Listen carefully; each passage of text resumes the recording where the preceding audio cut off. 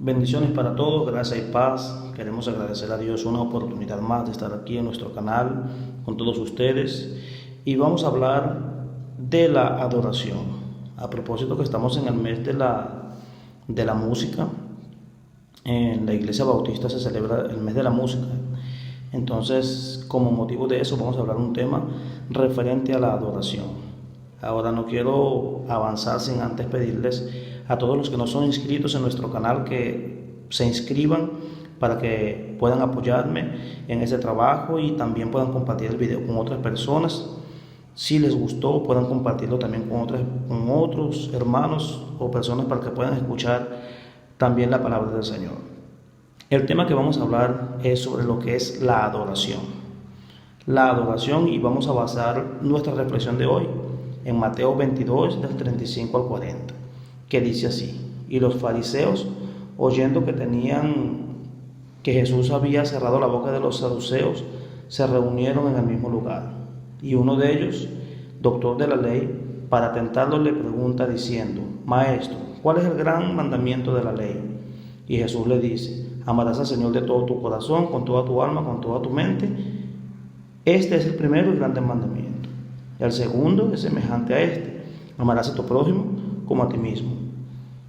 De esos dos mandamientos dependen la ley y los profetas. Entonces, hoy vamos a conversar un poco sobre este tema, sobre lo que es la adoración. Sabemos que cuando nosotros hablamos de adoración, generalmente la mente se nos va hacia un cántico, hacia una alabanza, hacia cantar, todo lo que tiene que ver con instrumentos musicales o algo así. Más el concepto de adoración es un concepto amplio, ¿ok? Porque adoración en la Biblia significa postrarse, significa inclinarse delante de alguien superior. Hay una palabra en hebreo que se pronuncia avoda o avod, que significa servicio, trabajar, rendir culto, servir a Dios, obediencia, muy importante. La verdadera adoración está íntimamente relacionada al amor, ya que es evidente que nosotros no podemos adorar algo que no amamos. Entonces, cuando nosotros hablamos de adoración a Dios, hablamos de amar a Dios. Y usted puede ver en la Biblia que desde que la humanidad existe, siempre Dios exigió adoración a sus criaturas. ¿Más por qué? ¿Será que Dios se levantó y dijo: bueno, yo necesito subir mi ánimo, hoy no estoy muy bien, necesito que alguien me sube mi autoestima y necesito que mis criaturas me adoren? Porque mi ego hoy está muy por debajo, yo quiero que mis criaturas me adoren para sentirme bien. ¿Será que es así que Dios actúa? ¿Será que Dios hace ese tipo Dios precisa? ¿Será que Dios necesita de nuestra adoración? En el libro de Hechos, en el capítulo 17, a partir del versículo 24 al 27, la palabra de Dios nos enseña en un sermón que el apóstol Pablo estaba dando en el Areópago. El apóstol Pablo dice lo siguiente a todo el auditorio, que eran muy religiosos y tenían muchos dioses, y tenían un cartel que decía: al Dios no conocido. Ellos adoraban a todos los dioses, y si pudiera existir algún más desconocido, ellos tenían una placa que decía: al Dios no conocido. Y Pablo da una disertación en ese libro y les dice: el Dios que creó los cielos y la tierra, Él no necesita de los hombres como si Él les pidiera, Él necesitase algo de los hombres. El Dios que creó los cielos y la tierra no necesita de eso. Entonces, dice que el Dios que hizo el mundo y todo lo que en él hay, siendo Señor del cielo y de la tierra, no habita en templos hechos de manos de hombre, y tampoco necesita ser servido por manos de hombre, como si necesitara alguna cosa de los hombres, porque Él mismo es el que da todo: vida, respiración y todas las cosas. Entonces, vemos que el Dios de la Biblia no necesita de esas cosas. Pero ¿qué pasa? ¿Por qué Dios exige adoración? Aún continúa la pregunta. Solo que Dios sabe que el único bien preciado del hombre es la vida, ¿correcto? Y que la única forma que Dios puede preservar y puede dar vida a todas las cosas, nosotros sabemos que el único que puede dar vida a todas las cosas es Dios, ¿correcto? Y para Dios poder eternizar la vida, que es un bien preciado que Dios le regala al ser humano, Dios sabe que la única forma es amándolo. No existe otra forma de eternizar esa vida en el ser humano, ese regalo que Dios le dio. Y Dios sabe que si tú adoras otra cosa más que a Él, Dios sabe que solamente amando a Dios por encima de todas las cosas que tú vas a tener vida. Si tú amas a Dios con toda tu alma, con toda tu mente, con toda tu fuerza, con todo tu entendimiento, es la única forma de tú tener vida. Y por eso es que Él pide que lo amemos por encima de todas las cosas. Y como hemos leído aquí en Mateo, el primer mandamiento de la ley es: amarás al Señor de todo tu corazón, de toda tu mente, de toda tu alma y con toda tu fuerza, con todo tu entendimiento. Entonces, el conflicto está en amar a Dios por encima de todas las cosas, es decir, amar a Dios más que cualquier otra cosa. Ahora, aunque nos parezca difícil de pensar que no es difícil amar a Dios, es decir, ¿cómo no amar a Dios? ¿Verdad? Alguien puede pensar, ¿cómo no amar a Dios más que cualquier otra cosa? Pero no, es muy fácil que algo se interponga entre Dios y nosotros. A veces nosotros podemos colocar a nuestros hijos, a nuestros esposos, a nuestras esposas, a nuestros empleos, nuestros bienes materiales, hábitos, riquezas, más que a Dios. Y nosotros sabemos que adorar a Dios por encima de todas las cosas, amar a Dios por encima de todas las cosas, es una lucha constante del alma, hasta el punto de que el salmista le dice a su alma en el Salmo 103: alma mía, alaba al Señor. Es como que si él exhortase al alma y le dijera, al alma así, al ser, pues, a la persona, y lo exhortara a que no se le olvidara. Dice: recuérdate que Él es el que te da todo, recuérdate que es el que sacia de bien tu boca y te da todos los bienes que tienes. Entonces Dios sabe que esa es la única forma de tú poder eternizar, de Dios poder eternizar el regalo de la vida en el ser humano, amándolo, porque Él es la única fuente de vida. Por eso es que Dios pide que lo adores, porque Él sabe que si tú adoras algo fuera de Dios, eso te va a traer muerte y te va a llevar a la perdición. Si tú amas a tu esposo más que a Dios, si tú amas a tu madre más que a Dios, eso te va a terminar desviando de la única fuente de la vida, que es el Señor. Ahora, cuando tú amas o adoras alguna cosa más que Dios, significa que ese algo o alguien está ocupando el lugar que debería ocupar a Dios en tu vida. Y usted se está inclinando delante de ese algo o de ese alguien. Si tú te estás inclinando delante de alguien que ya entonces eso estaría ocupando el lugar de Dios, y eso bíblicamente es idolatría. O sea, tú te estás inclinando delante de algo que no te dará vida y el resultado será la muerte. Entonces Dios sabe que si usted adora algo, a su esposa, a su familia, a sus bienes más que a Dios, tú vas a morir, y Dios no quiere que mueras. Por eso Él quiere que lo adoremos a Él, y por eso se convirtió en el primero y gran mandamiento de la ley. En la Biblia vemos algunos ejemplos de algunas personas que amaron más otra cosa que a Dios. Por ejemplo, tenemos el joven rico. Tenemos un ejemplo maravilloso y una lección muy importante que nosotros podemos tomar del joven rico. En Mateo 19, del 16 al 22, encontramos que el conflicto de este joven rico es amar más las riquezas que a Dios. Este joven le pregunta al Señor qué era lo que él necesitaba hacer para obtener la vida eterna. Y el Señor le dijo: bueno, cumple la ley y amarás a tu padre, respeta a tu padre, a tu padre, a tu madre, guarda los mandamientos, tú lo sabes. Y el joven le dijo: Señor, yo todo eso lo he guardado de mi juventud. Y entonces el Señor le dijo: bueno, entonces muy bien has hecho, pero te falta una cosa: vende todas las riquezas que tienes y dale a los pobres y tendrás tesoro en el cielo, y luego te vienes y me sigues. ¿Qué aconteció cuando el Señor le dijo esto al joven rico? Él se entristece porque tiene muchas riquezas y su esperanza estaba en las riquezas, y le costó desligarse, le costó despojarse de eso, y el joven se fue triste porque tenía muchas riquezas. Y Jesús dijo: difícilmente entrará un rico en el reino de los cielos, porque es fácil. Para los que no tenemos dinero quizás no lo vemos así, pero es muy fácil poner la esperanza en las riquezas, cuando la riqueza te da la oportunidad de comprar cosas, de comprar poder, de comprar comodidad. Es muy fácil. Entonces este joven se fue porque tenía muchas posesiones, es decir, no fue capaz de amar a Dios. ¿Dios será el que tiene problemas con los ricos o con las personas que tienen dinero? No, las riquezas son una bendición de Dios para quien las tiene. Y existen muchas personas que tienen riquezas que colocan sus riquezas al servicio del Señor. Y eso no está mal, obtener riquezas. Lo que está mal es amar más las riquezas que a Dios. Otro ejemplo que podemos ver aquí es en Lucas 14:26, donde el Señor les dice a los discípulos lo que él significaba, cuál era el precio de ser un verdadero discípulo. Y el verdadero discípulo, Jesús les dijo: mira, si ustedes no aman, si ustedes no aborrecen a su padre y a su hermano y a sus hijos y aún su propia vida, y me aman a mí más que eso, ustedes no pueden ser mis discípulos. Es un precio que tenían que pagar. Y Jesús le dice que si ustedes no aborrecen a su padre, a su madre, a sus hijos, a su esposa. Yo digo, Jesús parece un Jesús cruel. ¿Será que Jesús realmente les estaba pidiendo que ellos aborrecieran a su familia? No, lo que Jesús les estaba pidiendo es que amaran más a Dios, es decir, preferir más a la familia que a Dios. Eso no, nadie puede ser un discípulo. Nadie que aborrece a su familia, que ama más a su familia, a su esposo, a sus hijos, más que a Dios, puede ser un discípulo del Señor.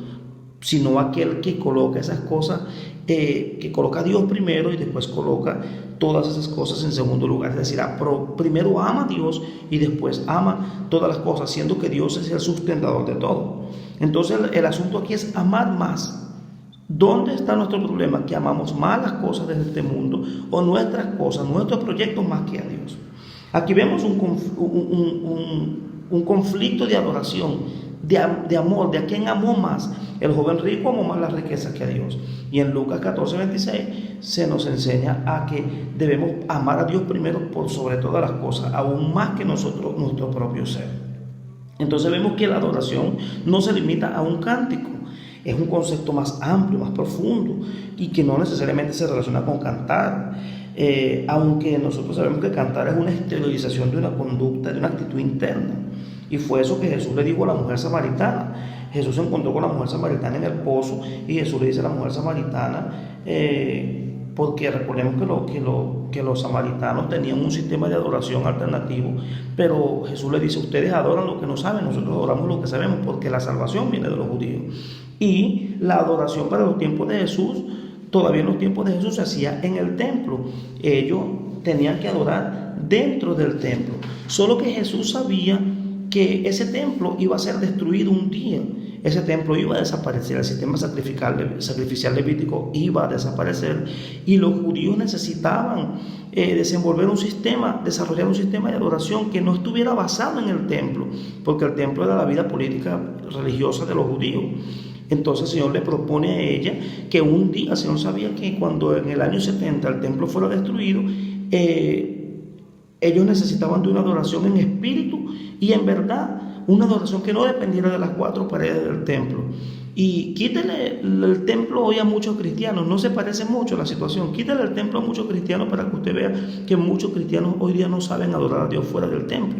Nuestra adoración no se limita a las cuatro paredes, porque es relación con Dios, es obediencia, es curvarse delante de Dios, inclinarse, obedecer a alguien superior, y ese alguien superior es el Señor.